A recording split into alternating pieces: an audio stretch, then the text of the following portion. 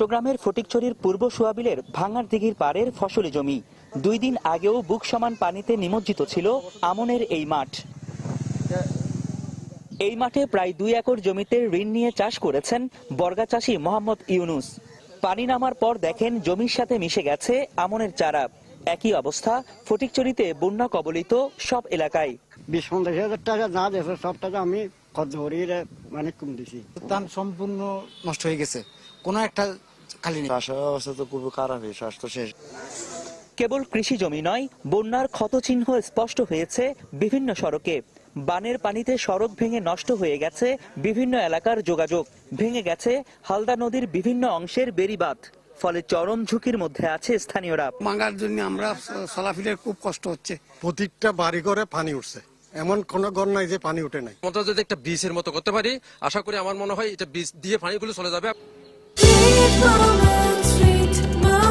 Treat chocolate, treat moment, sweet moment. সোয়াবিলের বণিকপাড়ায় Haldar পাড়ে বসবাস রঞ্জিত বণিকের। বন্যায় মারাত্মক ক্ষতিগ্রস্ত হয় তার বসত ভিটা। এখন আশ্রয় নিয়েছেন অন্যের ঘরে। এলাকার কয়েকজন লোক এসে বেলু করে আমাদেরকে নিয়ে ওই বিল্ডিং এ নিয়ে যাই এখানে অনবরত দিন যাবত করি। তবে পানি নেমে যাওয়ার পর এখন দেখা দিয়েছে বিশুদ্ধ পানির সংকট।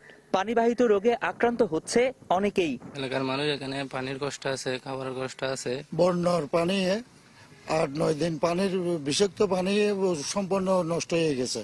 তবে এই ব্যাপারে বিভিন্ন এলাকায় মেডিকেল টিম পাঠানোর পাশাপাশি স্বাস্থ্য কেন্দ্র ও মেডিকেল ক্যাম্প করার কথা জানান উপজেলা নির্বাহী কর্মকর্তা। ফার্ম মেডিকেল ক্যাম্প করছি, এর মাধ্যমে আমরা চিকিৎসা দিচ্ছি। আমাদের কাছে অ্যাভেলেবেল প্রচুর পরিমাণে আমাদের পানি বিশুদ্ধকরণ ট্যাবলেট বা অন্যান্য যে সকল বিষয়গুলো ওগুলোও আছে, ওগুলোও সাপ্লাই দিচ্ছি। ফলে পানিবাহিত রোগ হলেও আমরা সেটাকে ম্যানেজ করার বা প্রতিরোধ করার মতন আমাদের ব্যবস্থাপনা আছে। প্রশাসনের তথ্য মতে পুরো ফটিকছড়িতে বন্যায় ক্ষতিগ্রস্ত হয় 7,000 বাড়িঘর। পানিবন্দী ছিল 1.5 লাখ মানুষ। এদিকে হাটহাজারী, রাউজান, সাতকানিয়া পানি কমলেও এখনো প্লাবিত মিরসরাইয়ের কিছু কিছু এলাকা। রনি দত্ত, চ্যানেল 24,